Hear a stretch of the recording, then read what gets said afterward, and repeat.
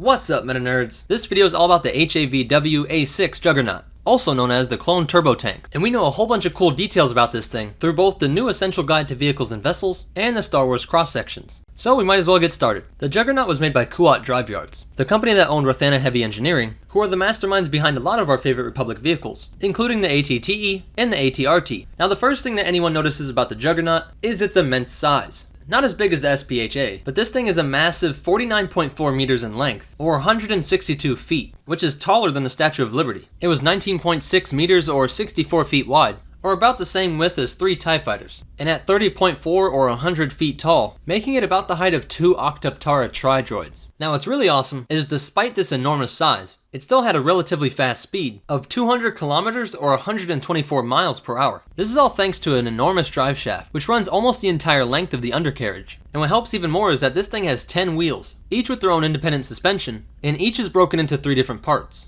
It doesn't use rubber like a normal tire, but instead has these metal gripping teeth, and this cutaway here shows us the internal gearings. This made it so that each wheel could operate at different speeds, and that actually each of the 3 parts of the wheel spins independently in order to overcome even the most difficult terrain. Heading inside of the Juggernaut, we see that it had 2 main decks, and this massive rolling barracks had enough space for 12 crew and 50 to 300 passengers, which all depended on how the Juggernaut was configured. If they thought they needed more boots on the ground, they would just go with the 300 clone troopers. But they could also fill this thing with ATRTs, BARC speeders, 74Z speeders, or any other tech and supplies which were needed for any specific mission. And speaking of supplies, it said that this thing had enough provisions on it so that troopers could stay in the field for up to 20 days. And it had enough fuel to go 30,000 kilometers, or 18,641 miles. To make sure that all these clones, vehicles, and supplies were protected, the Juggernaut didn't use any shield. Instead, it used a similar armor trick that was in the ATTE. The entire outside is covered in thermally superconducting armor. This has the unique ability to absorb energy beams, conducting its charge across the entire surface. This reduces the force and energy applied to any specific area, which makes it nearly impossible for an energy-based weapon to punch through the Juggernaut. That covers the defense, but I'm sure you want to know what it can do on offense. Starting up front, we have twin anti-personnel blaster cannons, which get exposed when this front jaw drops down. Each side has a retractable battery containing rockets or grenade launchers.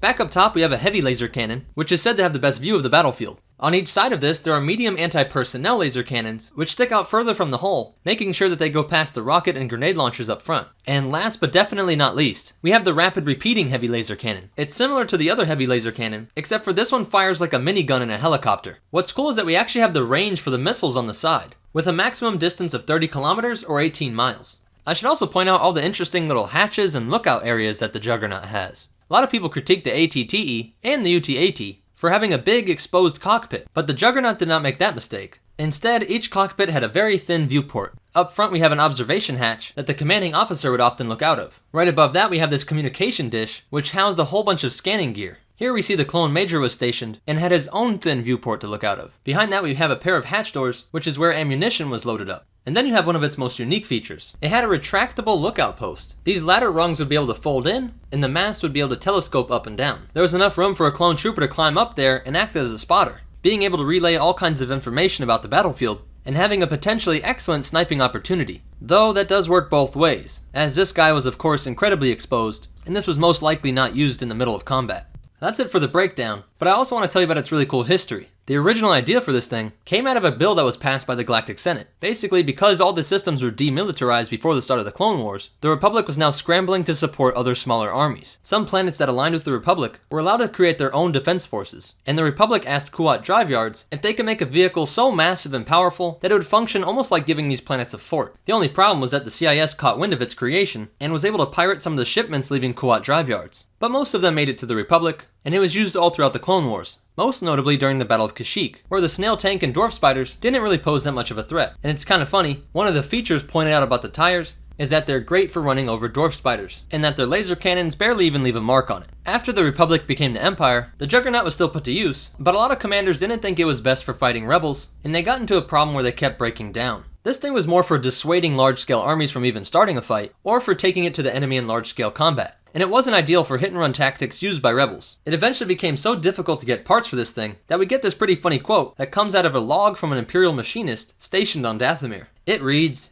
Day 17, forward drive shaft on Juggernaut 11 has snapped, requesting replacement drive shaft. Day 22, resubmitting request for replacement drive shaft. Day 38, drive shaft still has not arrived. Please advise. Day 50, awaiting drive shaft. Day 123, awaiting drive shaft. Because of this and some other reasons, it was phased out in favor for AT-ATs. But some reports say that the Juggernaut was also used during the Battle of Hoth. But that's it for its history. But before you go, I want to go over some cool facts and some behind the scenes stuff. The first is what happened during this scene in the Clone Wars. I have a theory, but I wanted to run it by you guys. I always thought it was kind of confusing that the Juggernaut here was taken out by a whole bunch of small arms fire. I mean, that armor plating was supposed to disperse the energy all across it, and even dwarf spider attacks don't even damage this thing. But then I started thinking, maybe it's exactly because it has thermally conductive plating that this phenomena happened. The Juggernaut could take a series of high intensity bolts, and these could be easily dispersed. But what I think happened here is that the combined energy from all the B1 and B2's blaster bolts was being dispersed across the entire hull of the ship, just like it's supposed to, but there was simply too much firepower. The hull must have hit an insanely high temperature, and I think that this temperature either ignited the munitions inside of it, or the rockets that were tucked away in the side batteries. I think that because of where these explosives were located, it makes sense that we see the front cockpit of the Juggernaut fall off. Let me know what you guys think about that theory in the comments below. Or if you have your own theory, besides the obvious it was just a plot thing to make it look like Ahsoka just barely escaped death.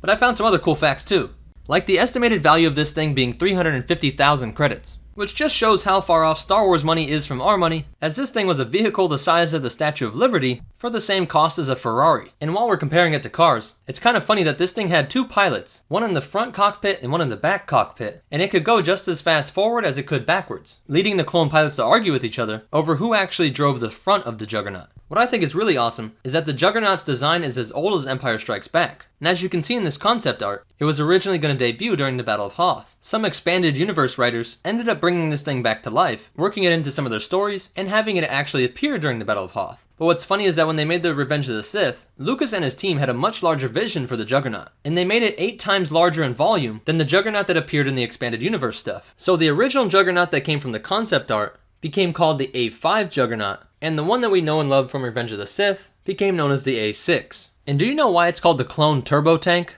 It's because of very silly copyright laws, which made it so that when they made the toys for the Juggernaut, they couldn't actually name it Juggernaut because Marvel had the license for the X-Men character of the same name. Seems kinda silly that you can copyright a noun. But at least we got a whole bunch of different versions of the totally not a Juggernaut. Well, that's it for the HAVw A6 Juggernaut, also known as the Clone Turbo Tank. If you liked it, go ahead and hit that like button so YouTube knows this is a video for Star Wars fans like you. Be sure to comment down below if I missed any interesting facts, or if you have a suggestion for future videos. And make sure you check out our description so that you can find out how you can learn even more about Star Wars while helping Meta Nerds lore grow.